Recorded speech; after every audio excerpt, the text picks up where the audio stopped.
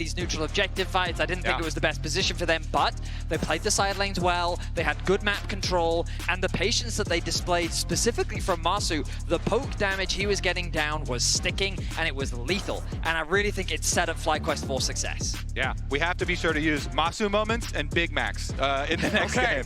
The Big and Macs. G2's going to need some button luckies, boys, Yeah, because right now they are down a game, and they're going to have to bounce back here in game 2. So tell me, how do you want to see them do that, Vedius? As the EU representative here at the desk, what is the magic for G2 to even this series up? Well, I kind of like the draft in game 1, and usually like the EU Maokai as our default. So with that out the window, we're going to have to change things up to get a little bit more aggressive. Okay. When I think about Skumon, he is someone that can be that carry player. He is kind of like, I mean, he follows a very similar trajectory to what EU Inspired did when he started in EU. When you give him the tools to be a monster, he can be that guy. So I want to see him more on the Xin Zhao. Let's see him be a little bit more proactive in the early game and kind of get G2 off to a good start. If I was to take your perspective as well, I don't know how you feel about this, but if they got caps onto some playmaking champion, you know, like the Annie or something like that, so he can also be one to start out fights and be an initiator, might be a better look than the Cassio was last time around. Okay, so sides are flip-flop this time, but FlyQuest are maintaining 2 of their same first-round bans from last time in the Azir and TF. Their third ban, however, is taken by G2, who removed the Yone themselves on blue side, which shows me they don't want to first pick it. They're also going to ban away that Rumble. Again, Whippo plays it, Broken Blade, not so attuned to it. Orianna also banned by G2. Final ban of this first half is Talia from FlyQuest. Remember that G2 had that one last side, so all 4 mid laners banned in game 1 are banned again in game 2. So it's either a Vi Ahri situation or it's an Annie first pick for G2 is what I'm expecting. Something that gives them a little bit more... Ooh, okay, no, they go straight for the Aurora. That's really a surprise. We've seen them lean more towards that Annie because of its playmaking potential. But the blind pick Aurora, we're expecting this to go into the mid lane. I guess they are testing Quad's pool a bit here, especially by removing the Orianna. They're saying, what else have you got into a champion that has a lot of agency in the early to mid game? And then we're thinking about the AD jungles that pair well as with it, and that is like the Wukong and the Vi are the 2 really primary ones that are still up. And oftentimes, if you pick the Vi, yeah, people like playing the Wukong with the clone into the Vi. So we'll see if Annie plus Wukong here is a really common pairing. Very, very potent. If they want to snatch that early. Inspired always gives me a heart attack with these Nidalee hovers. Every single time. I know not to trust them, but there's just, I still inherently have a problem. But we do see the Senna immediately locked here. Second pick of the draft for FlyQuest. Okay, even with the reduced, stacking has been very successful, so confident on that one. And they're like, you know what? There's early enough that there's still plenty of AD jungles to go through, and they don't have to jump on the Wukong they feel like early. So I like the fact that when you think about Aurora, it is a very range-limited champion, and you have to kind of like play tricks to find those angles on your opponents. If Senna gets all the range that she wants, she's never going to be in range of those tricks anyway. So I feel like that's got to be at least part of the thought process here for the side of FlyQuest as G2. Hey, we're talking about Wukong and Vi. They're happy to take the Vi here to pair with the Aurora. Yeah, and like you're talking, especially when you're playing against the Auroras, if especially they get some side lane priority, you have to ward flanks. You have to keep track of them so they can't get towards your back line, can't get those big flanks off. So here, I am still expecting the Wukong for FlyQuest here. Because a lot of people do like playing it with the Annie as well as into a Vi. But they have been cooking. I think it's putting a bit of pressure on FlyQuest now to decide if they want that support pool pinched. Or if they want to lock in the jungle, because either way, one of those 2 roles is going to get attacked. Okay. There's that Wukong you were talking about. This does mean that G2 can look to remove things like the Tahm Kench specifically. Tahm Kench with the Senna into Vi, very well-known response just because of the single target protection that the Tahm Kench does provide. On top of that, like, they could consider removing the Nautilus as well, another very common and effective pairing that goes alongside the Senna, especially given that G2 are very avid Senna players themselves, so they're very familiar with some of the best support pairings, and I expect expect that to be targeted in the next phase. Meanwhile, for FlyQuest, I imagine they can look to try and attack the AD carry pool a little bit. Maybe they would consider removing the Draven. It's something that we haven't seen recently from Hans Sama, but it is something that he is willing to bring out into these slower, more scaling AD carries. Also, I really like the Rel here for the side of G2, considering the fact that that typical counterpick of the Alistar is removed by the Fearless system itself. You're going to feel better about just being able to lock that one in blind. Considering Senna does not have any flashy movement abilities, she can just turn invisible, right? Annie, yeah, she can haste herself with the shield, but again, no dashes, no blinks. Easy for Rel to try to find big engages on these carries. Nautilus, another common pairing there with that Senna, similar to the Tahm Kench like you're talking about. Obviously doesn't have the same protective capability, but a big engage mechanism. That one's removed by G2. I think Kai'Sa might be a really good ban from FlyQuest right now. You can say what you want about Hans Sama's Kai'Sa, but I think that it just pairs really nicely with the Rel plus Vi combo. A very effective backline access, really good dive, and looks like FlyQuest are going to align with me. I'm expecting Tahm Kench to be the last ban coming through from G2. It's just such a good pairing with the Senna, and it's so good into the Vi. It just makes the most sense to me. Braum would be the only other thing I would consider, depending on how defensive FlyQuest is feeling. Yeah, some of those, peel tools or the defensive tools, maybe because both of them are available, the value on ban goes down a little bit. I came into this series as well, kind of looking for Bwipo to be on more standard things, because in the previous series, he was doing a lot of counter picking and they were not working out. And so things like the Scion and the Renekton, I think, are really high priority for him and for FlyQuest. And so that's why I do also respect this Renekton ban that they throw at him again, even though it does leave open a lot of options for Busio.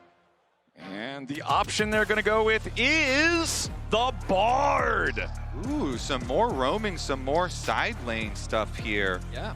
I mean, normally when I think about Bard, it's into champions that have low mobility that you can either use as an engage tool onto or you can set up for picks on.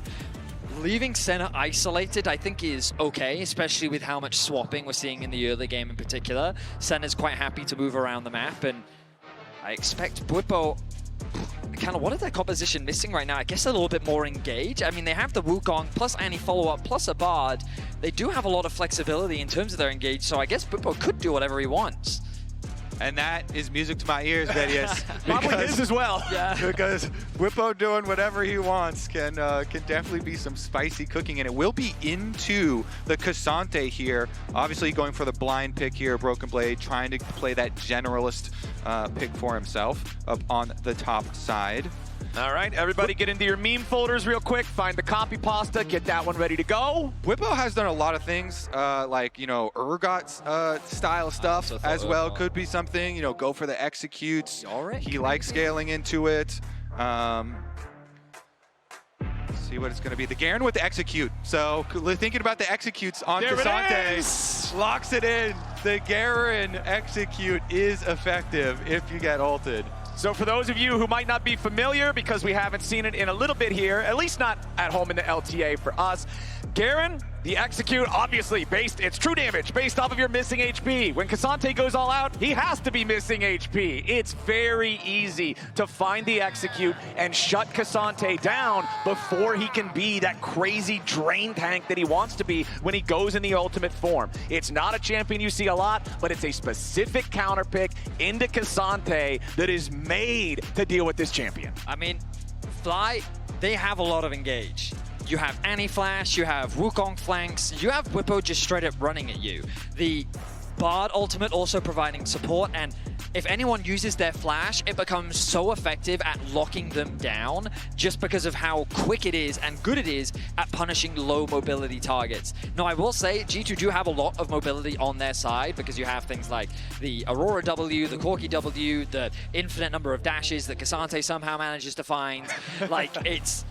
It might be tricky to use, but in the mid game when these flashes get burnt, I think there's going to be great opportunities for them to try and punish. I'm excited to see what they can do, because while it was a slow start to game one, ultimately FlyQuest was playing the map better. They were the ones getting all of the early towers. They were the ones initiating on things like the Grub and the Herald, and they were playing the map well.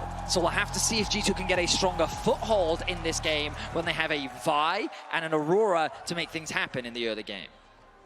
And it looks like there is going to be no sorcery second for Bwipo. He's going for the tankier route with the resolve.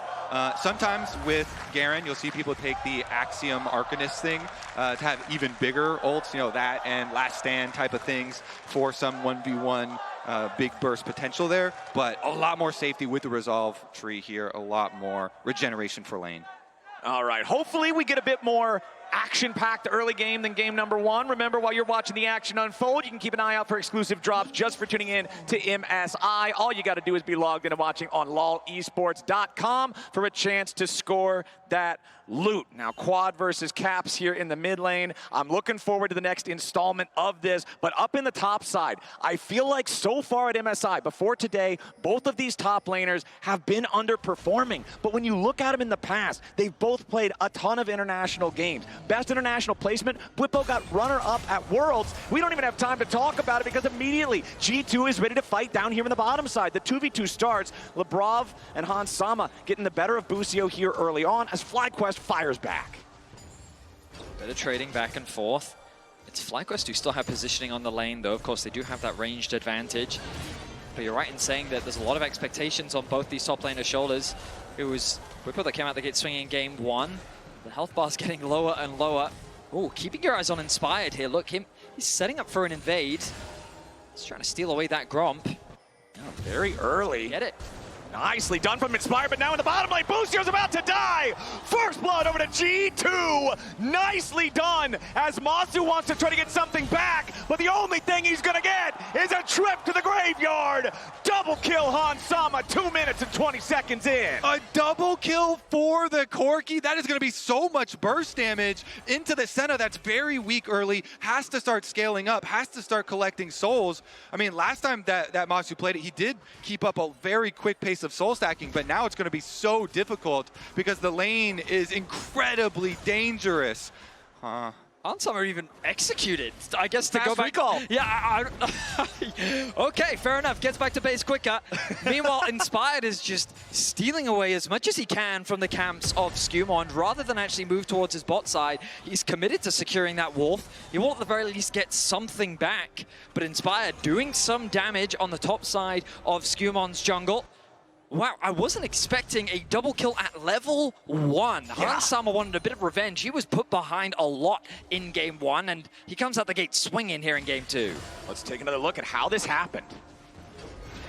Moving up for brush priority. Yeah, Lebrov goes right in. They didn't hesitate either. As soon as he got the flip back, throw down the ignite, Hans Sama following up, and then with the barrier too, Masu's not even able to answer. And then he moved into the fog of war as well. Really good job on the side of the brush there. Yep, very well played. Masu also using his cleanse, I believe. So, I mean, getting the extra ones. I mean, when we talk about good starts for G2, It's a not like this. yeah, I love Masu, obviously, in the game, remaining calm, composed, needs to focus up. A small blip in the radar. Mithy gives us the true feelings on the inside. Meanwhile, on the rest of the map, we're just seeing fair trading on the top side. I do think Bwipo has a slight advantage, especially with a wave pushing towards him. Inspired with a small camp advantage just because of the damage he was able to do into Skewmon side of the jungle. Meanwhile, in the mid lane matchup, we're just seeing constant trading back and forth. I call this old school Annie versus modern day Annie, just because they play in very similar ways. Both just want to drop their combos and do as much damage as possible. Busio hovering around the mid. Yeah, on a ward right now, so Caps just trying to play it steady, waste as much extra time from the enemy support as he possibly can. Double Scuttle Crab as well for Inspired, so really off to a fantastic start in terms of the matchup. And here comes the early swap from FlyQuest once more. Okay, Masu up here top side, forcing Broken Blade back a little bit, making sure that Broken Blade is later on his recall. That's going to give Bwipo the opportunity to make his way down to the bottom lane first. As you can see, that wave crashing into the tier 1 turret, Hans Sama doing that. And remember back to game number 1, the biggest early game lead when there were no kills was Masu's farm advantage on that Varus Karma lane, like you already mentioned, Vedius. This time around, though, it's Hans Sama. He's up in farm, he's up in kills, he's up in gold, and now he's valking in after Bwipo, who has to turn around and run. Yes, you are a Garen. Yes, you're up in levels, but you're in a 1v2. Now Quad in some danger as Caps gets a solo kill. G2 have the feat of warfare 5 minutes into the game. The burst damage of the Aurora passive combined with Electrocute never gets old.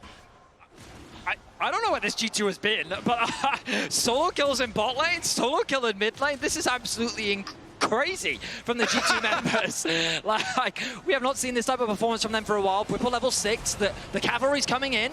Yeah, Bwipo still ready to try to turn this one around. Lebrov gets silenced, but he's not worried about it. Full health still on Hans and Lebrov both, as Skumond is chased out of the Dragon Pit by Inspired. So FlyQuest, despite hemorrhaging these early kills, will at least take the first objective, forcing the enemy jungler out and securing the Drake. Here's how Caps got his solo. Yeah, Caps with the first trade right there, got the big chunk early, and then just chased him down on Aurora. Oh, got him at just the end. The range on that is always very deceptive. The reactions from the crowd, always fun to see. Good job. Very big. Can you get... Very epic.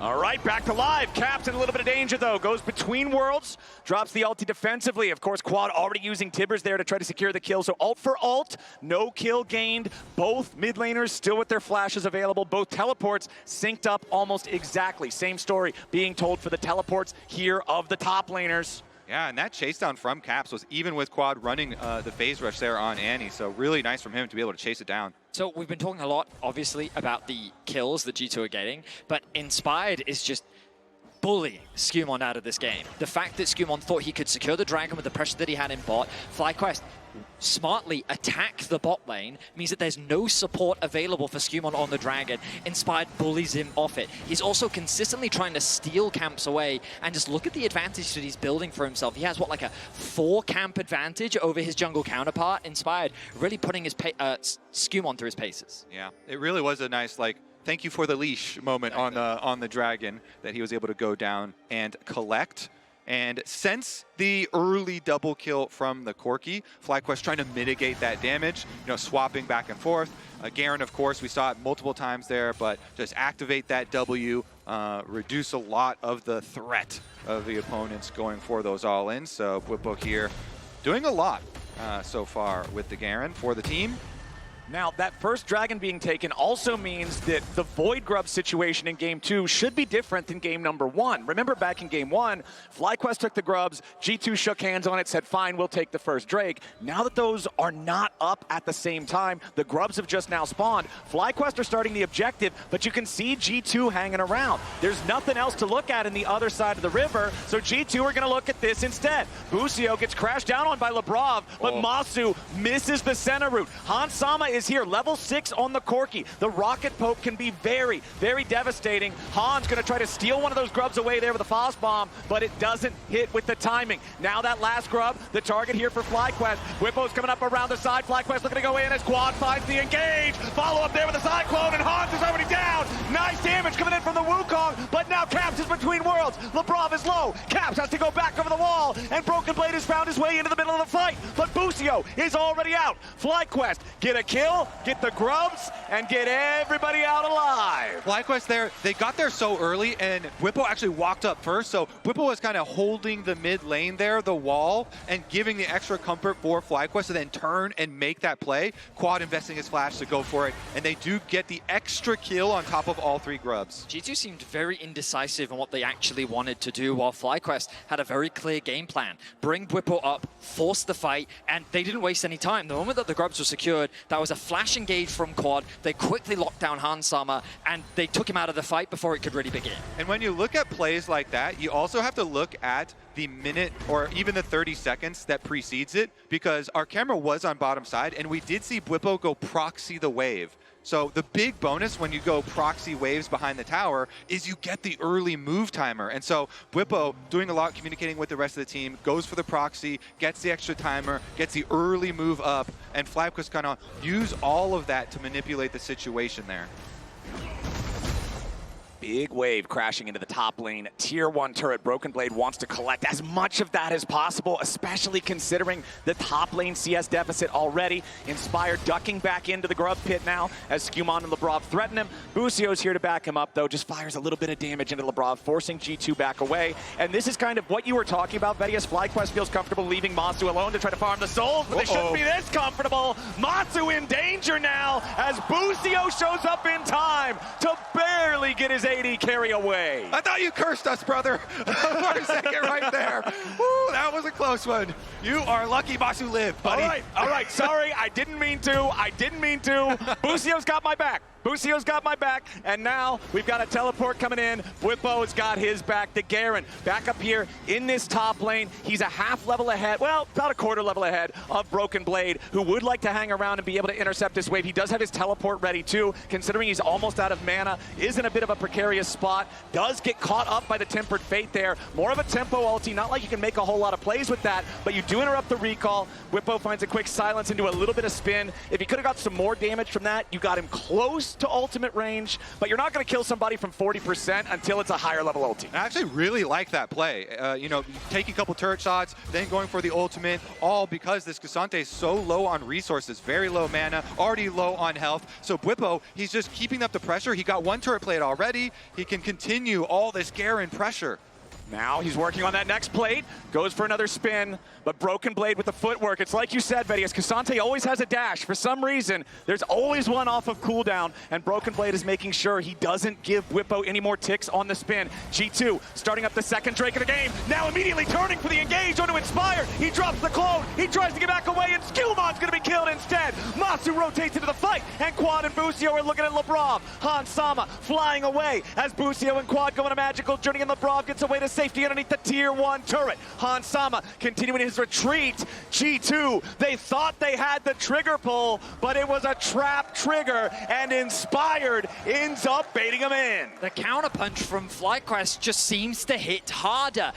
The fact that Skewmon melted under the damage from Quad and Masu, Inspired could still get his ultimate off. Even in the midst of that chaos, they didn't quite have the damage to one-shot him, so FlyQuest turned the fight around. And the heals and shields that they have. So this is an attempt at bursting the Wukong. One of the reasons people like playing it into the Vi is that then you could pop your ultimate, then you can go for your clone. He doesn't die. You know, we saw the Senna ult coming over the top. We saw Quad and Busio coming through to peel him as well. And as you say, Flowers, it really is a gambit when you go for that play. You know, trying to get enough burst damage to burst him down in time, but they fail the DPS check, and FlyQuest get another dragon. And those kills that G2 is able to find really don't mean anything at this point. Inspired was already getting the better of Skewmon in the game, and now he's ballooning that lead into a significant advantage. We've seen how every single objective fight has gone the way of FlyQuest, largely because Inspired is on the objective first, and he's setting up his team for a nice fight. Yeah, some key items, Vedius. You know, you're talking about the Trinity Force there for Inspired.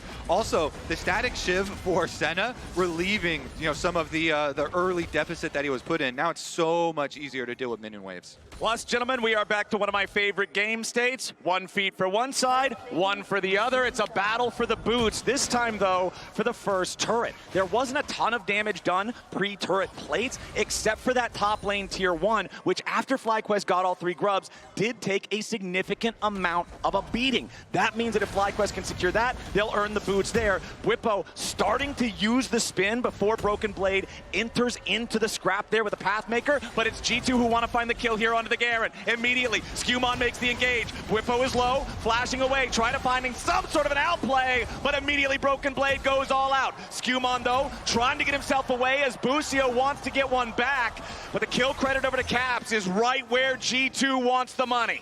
Strong play there from G2 up on the top side to get it and get out.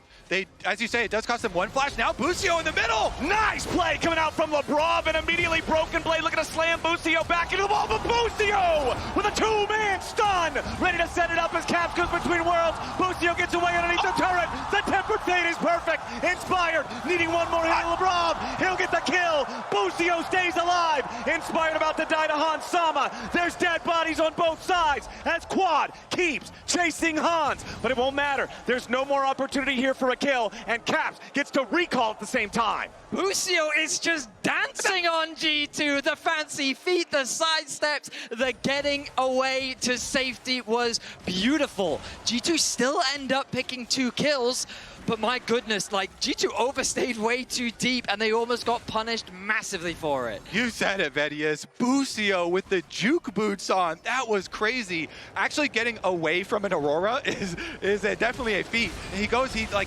quick channels his recall in the middle there, but they have Quad and Inspired coming over, and again, a Senna ultimate over the top. That Senna ultimate was just enough, and Caps tries to follow him under the tower here.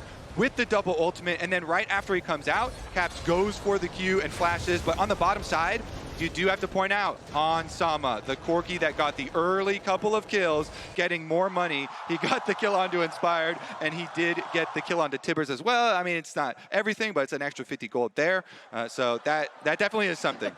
This guy in the audience is loving it, man. Han Sama on the Corki, the win condition potentially here for the side of G2 this time. Does have his Spirit Shoujin completed. Tier stacked 2/3 of the way. Worth pointing out, we saw in the picture-in-picture during the replay, Rift Herald for G2 is their first neutral objective so far this game. FlyQuest got the grubs, FlyQuest got the dragon, but it's good that G2 was able to stop that bleeding here in these river battles for objectives. FlyQuest still with a very moderate gold lead, but it doesn't mean a whole lot. It's 500, 16 minutes into the game. Whippo and Broken Blade, both level 11, level 2 ultis online. For the Garen, a very big deal in this matchup. Your execution threshold has gone up. It's that much easier to find the insta-kill onto Cassante. Fires on Labrov, Hex flashes over the wall. Wants to go in for Masu, it's a lot of burst, but immediately he's going to be saved by Busio yet again. The Tempered Fate to guarantee the follow-up from G2 cannot be there. Labrov, he's fine with it, gives him the emote. They get the cleanse out from Masu, a valuable objective to pick up, but again, we kind of look at the rest of the map. Things still going very much the way of FlyQuest. The top side very much in their favor. The only real gold lead that G2 sitting on is in the pockets of Han Sama. With the dragon spawning in 10 seconds, we'll see how things play out because it is FlyQuest that have better vision set up around the neutral. So, Vedius, how do you feel about this Spear of Sojin Corki build? Because usually the most common, of course, is the Trinity Force with the Muramana, or you could go like the crit version, some people like as well. But this one is a lot about the ability damage. Yeah, I mean, we saw it come out from Caps during the play-in stage, and it's something that G2 clearly prepared coming into this tournament with the idea of giving you a little bit more value around the poke. I personally still prefer the Trinity Force. I just think it spikes harder in the mid-game, and we'll see if it comes to fruition now as the root comes through. Yeah, Labrov getting bound up. Chain CC, he can't press a button. FlyQuest immediately find a pick on the main engage tool from G2, and with him out of the picture, the dragon just spawned. FlyQuest, they'll be at sole point if they get this. Exactly. G2 lost their primary engage, which means that they're not in a position to contest this. Their best option is now to try and cross-map, attacking that top tier 1. But again, we find FlyQuest in this mid-game just finding advantage after advantage. And G2 making these mistakes where they're just out of position, and FlyQuest doing a really good job of finding them and finding advantages off the back of them. Yeah, with all the pressure here of the dragon stacking, FlyQuest are now going to be able to just draw G2 into their hands. See about Busio's trailing play here up on the top side, though. Busio doing a good job staying in Fog of War. Okay, goes on a magical journey. Does not hit the binding, even though it only would have been a slow. Busio still trying to get away before Caps gets that third hit there on the spells. Does find the recall there on the Q. Now this turret down to 1/4 HP. Remember, this is still very important. There were still no turrets taken by either side. First turret and the bonus move speed boots are still up for grabs. Labrov in the enemy jungle. Tries to crash down to get himself away. Busio again, not going to find the binding. Magical journey through the wall. Skewmon coming up beside them in the fight. Ready with a Vault Breaker. But nobody to be found. No fight here. Top laner still on the other end of the map. There is no teleport for Bwipo. FlyQuest knows this. There is the teleport for Broken Blade. If FlyQuest opts into a fight, they could instantly be a man down. They want to avoid these types of fights, and for G2, if you can force one, it could be your opportunity to take the lead. Busio hovering here too. Watch out for the Bard ultimate.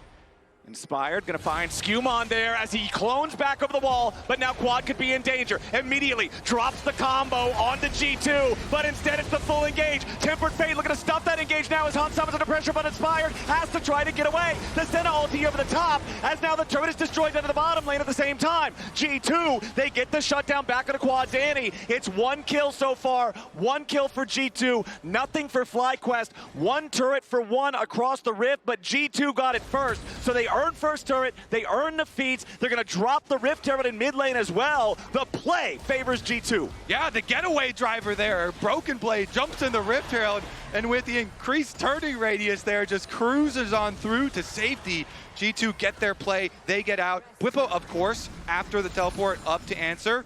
does at least go for that trade, gets his turret. You can see the first-hand experience of playing against Canyon driving a Rift Herald was definitely something that G2 have learned from. Broken Blade able to get away from that situation, and G2 securing their first tower of the game, but FlyQuest respond with 2 of their own. The dive, honestly, seems quite over-aggressive. The advantage that they have is that FlyQuest isn't quite in a position to defend. The ultimate from Busio buys a decent amount of time as Inspired sets his sights onto Hansama. He quickly realizes that he can't really win out on this 1 versus 1, but after they get that kill onto Quad, the arrival of Whippo is enough to deter G2 from sticking around in the fight. They lost a lot of HP in the extended engage, and so they have to be happy with the tower and the kill.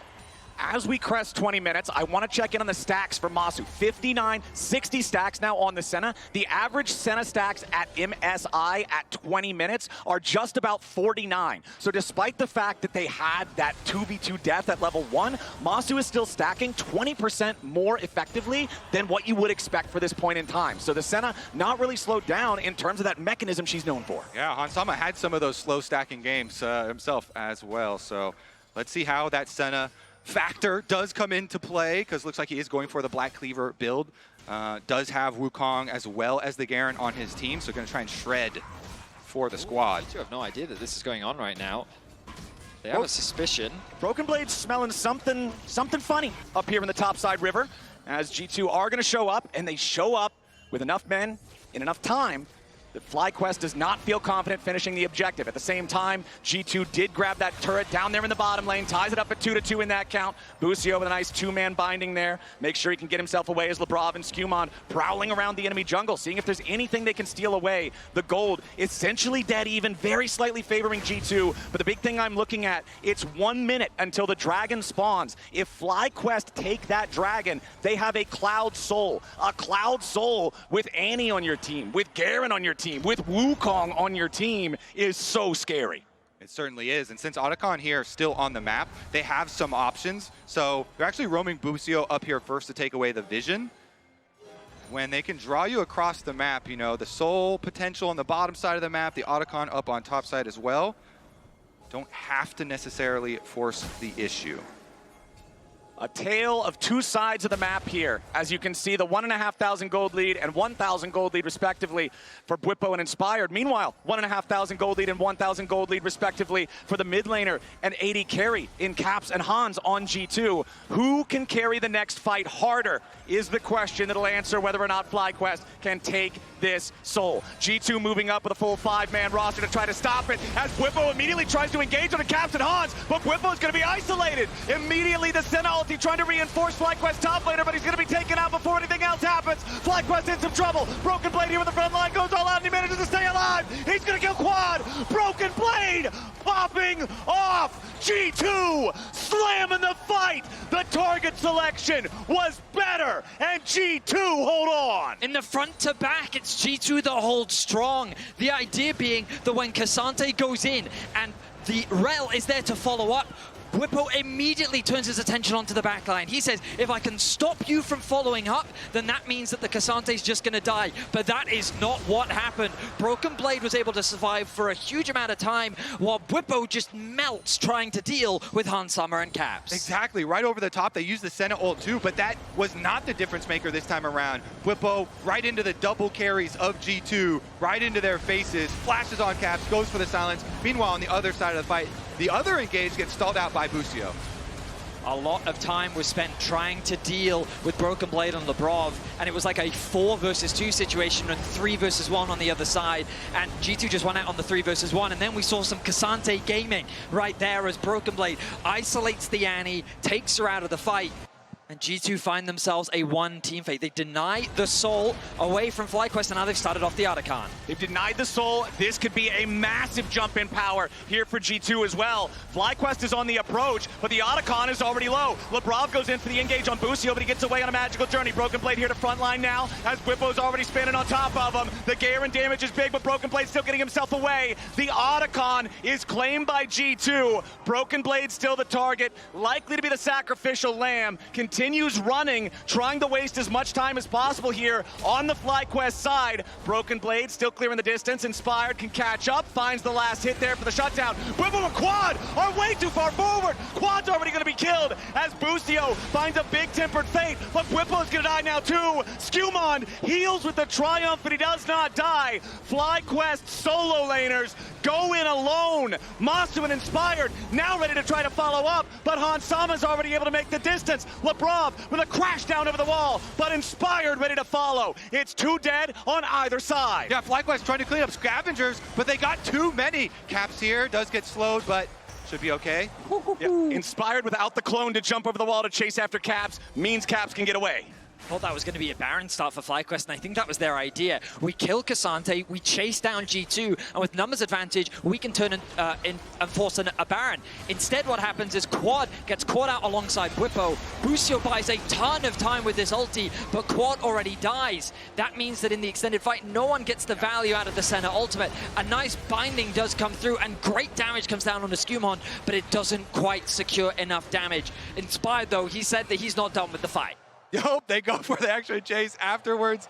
Caps laughing as well, and he is the richest person in the game with the biggest gold difference here on the Aurora, as well as the extra power of the Dark Seal fully stacked here. So much burst potential behind that Aurora. And I think we're seeing a much more coordinated G2 here in this second game, and at the same time, we're seeing FlyQuest in some of the same pitfalls that we saw domestically in the LTA, where they would get a lead, they would start to feel it a little bit, and then they would become discombobulated. They wouldn't all be on the same page, and it doesn't seem like they're all making the same choice. We'll see if they can regroup, because right now, G2's in the enemy jungle. Yeah, those last two plays for G2 had so much value. The big teamfight win before Dragon, stopping the soul stacking and getting the Otacon. Whippo is at it again, though. Yeah, Whippo wants to go in after Hans. Tempered Fate finds the Corki, but nobody else. FlyQuest going in. Inspired ready here with a Cyclone. Hansama's already down. Masu trying to get away from Lebrov. Looks for a little bit more damage. If they can kill the Rel too, that's going to be huge. Whippo goes in for the Stride Breaker. A little bit more damage is there, and Masu's already got the kill. Now Broken Blade about to die here too. It's 3-0 for FlyQuest. They make the quicker play. They just started out with Whippo chasing down the Corki. They take him out, chase through a tower of their own, and now Vedius, they're moving towards the Baron. Excellent target selection from FlyQuest means that they flip the game on its head. The Dragon is in a minute's time, and with the Baron secured, FlyQuest is going to take full control over Game 2. North America versus Europe, back and forth here, Vedius. Big objectives traded. G2 will still have this power of the Otacon, getting extra flower for every kill they get and the on-death effect, but now FlyQuest with that last play, the pushing power of this Baron, and with Dragon here about to spawn, they can shove out their lanes on the top side of the map first and then get everyone back there for the Dragon Soul fight. G2 setting up for a trap, but it was that lockdown onto the Corki. They got Hansama's flash in that extended chase that was happening in the previous play. And that's why I say it was such good target focus, because FlyQuest, recognizing that summonless Corki, meant that with him gone, so much of the damage disappears. And they have teleport on Whippo right now, so they're keeping Whippo split pushing. Inspired has once again got a Guardian Angel for the critical fight. Skewmon's going in already. They found their engage onto Masu, but the Tempered Fate is immediately there to try to stop the engage. Inspired ready to peel for the Senna, and now it's Broken Blade taking a little bit of damage. G2 found their moment, but FlyQuest was ready to respond. Now G2 is split. Lebrov gonna be the target for Whippo as he immediately goes in to target that engage mechanism. The Rel stays alive. FlyQuest with control over the Dragon Pit. Ahead of the fight, G2's trying to find a pick on Amasu. They don't find it. They might found Caps. Caps is low, flashes away from the Dawning Shadow, but Lebrov gets clipped. He's down to 100 HP. The Rel cannot fight. That should be Soul, because Caps now has no ultimate on Aurora or flash on Aurora. So much value here from FlyQuest chasing off and getting those cooldowns. They should be able to get it. Skewmon is around, but there's plenty of vision for FlyQuest, even if he went for a Miracle Steal. Absolutely beautiful Tempered Fate from Busio's Bard to save Masu from what would have been a phenomenal engage on the side of G2.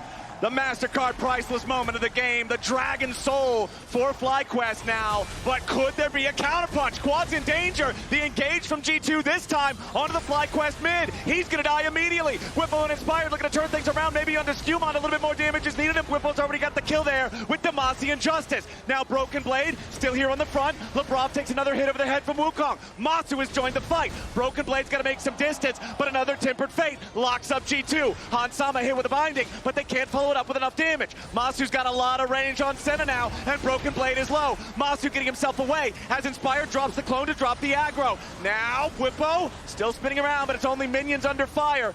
FlyQuest dancing with the line here between greatness and disaster. G2 low on health, backing up. FlyQuest still with the ban. Caps with the Aurora Burst.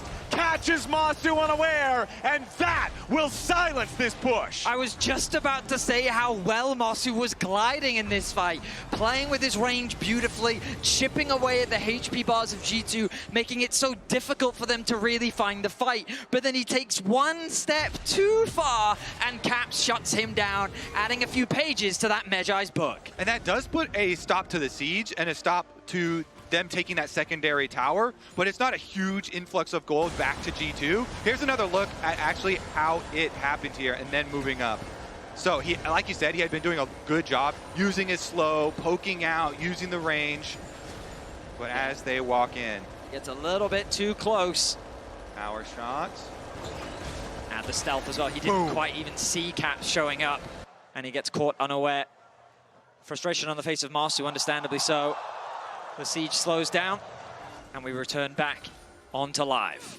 A beautiful play from Caps, knowing exactly when to use that invis for the range. He's got 18 stacks on his Medjai Soul Stealer here. Yep. And since they got the feats, they also have the upgraded boots. But we're already into a fight. Inspired finds the engage into Caps and Labrov. Caps gets himself away. Inspired takes a massive chunk, but Labrov is the one whose body hits the floor. FlyQuest with another 5v4 situation now, going for the push in mid lane. This tier 2 turret should fall. That'll be FlyQuest claiming their 4th turret of the game. The gold, gentlemen, is still not even 2,000 as Hans defends the tier 2. And Broken Blade takes one in the bottom lane at the same time. Throughout MSI, G2's individuals just get caught out in the mid to late game, and it's no different in this matchup. FlyQuest continues to punish them. Inspired is active on the map, and Quad? Yeah, Quad's in danger. Stun onto both of them, though, as Quad tries to get away, but Broken Blade is going all out. He's in some danger himself. Busio trying to lock him up. Broken Blade is all out, but FlyQuest bring more men. Inspired, dominating on the Wukong. An impressive performance in back-to-back games. 9, 2, and 4 on the FlyQuest jungler in game 2. And their Cloud Soul is really helping FlyQuest move across the map here and find more and more picks for themselves. This whole map is so dangerous for G2 members, very difficult for them to navigate. It just feels like G2 have lost control. They don't really know what they want to do on the map. Their members are isolated. They're trying to cross map where they can. And it's this mid to late game states where they just kind of lose focus of what they want to do, whereas FlyQuest is fully locked in. They are moving as a unit. Busio is moving around the map looking for picks. He's fishing for another one. Okay, he goes for the Tempered Fate on Skumon, but he won't land that. Whippo chasing after Caps, but Caps just chunks him for 1/3 HP. Now, Whippo is Garen, level 16. The passive is at maximum value. Inspired goes in for the knockup onto Caps. Forces him to use the ulti defensively to jump away. The Elder Dragon is in 30 seconds. If either side gets a big win here, they can go for that, and you know how threatening that is. FlyQuest finally forced down the tier 2 turret here in the mid lane, but now the Elder is the focus for both sides. G2 moving towards the area. Yeah, Baron in 12 seconds. Not that Elder, I goofed it. You're right, it was purple. The icon was purple. I thought it was a dragon, my bad. It's so hard though, because all the vision control is in FlyQuest's favor here. And since they do have the Bard, like they have so much threat. There's no ultimate on him right now, of course. But yeah, thank you, Vedius, for the highlights. Whippo continuing to split push as well.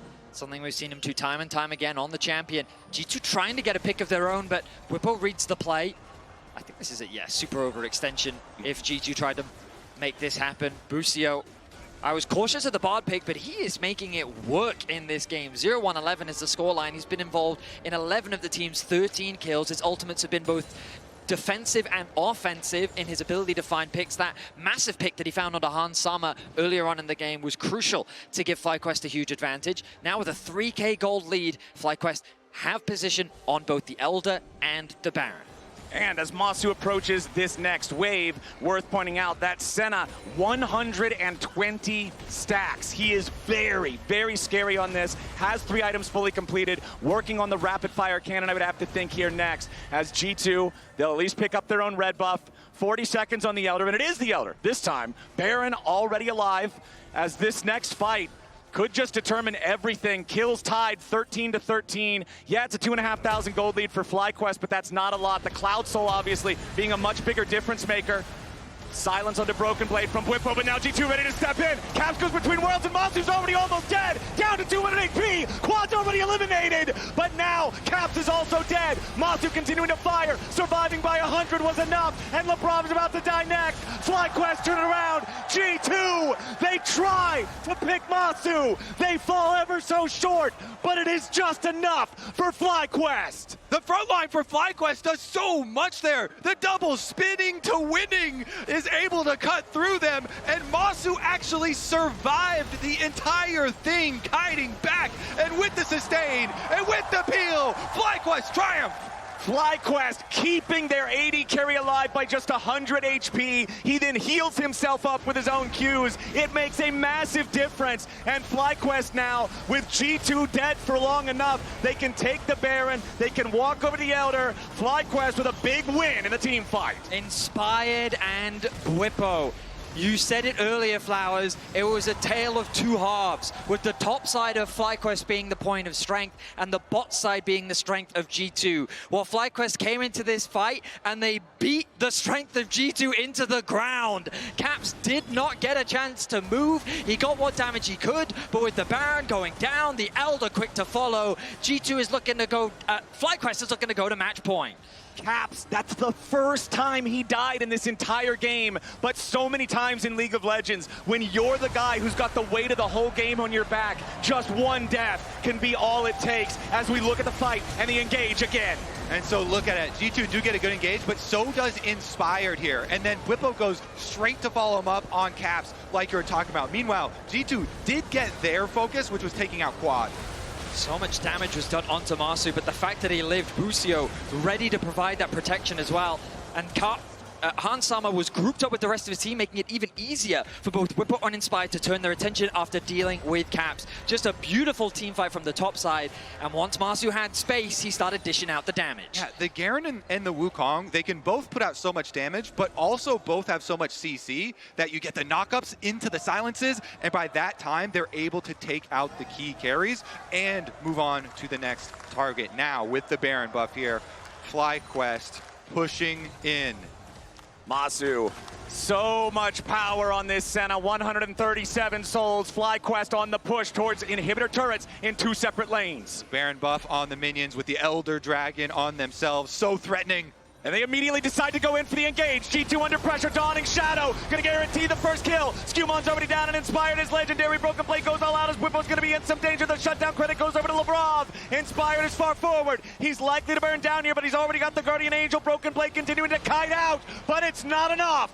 FlyQuest lose their top laner, but they'll take Broken Blade and Scumond in trade. Fly, they still have the Baron. They still have the Elder. They still have themselves set up in the enemy base. Inspired, low on HP, stealing away some camps to try to heal back up, while the rest of FlyQuest continues pushing Nexus turrets. Masu has so much range, G2 can't get anywhere near it. The Nexus already under fire. Quad with the engage, the Elder with the execute, and FlyQuest on the game-winning push for match point. It was a bit of a scary early game for FlyQuest, but they fought back valiantly. They found some massive picks, and they bring us to match point in the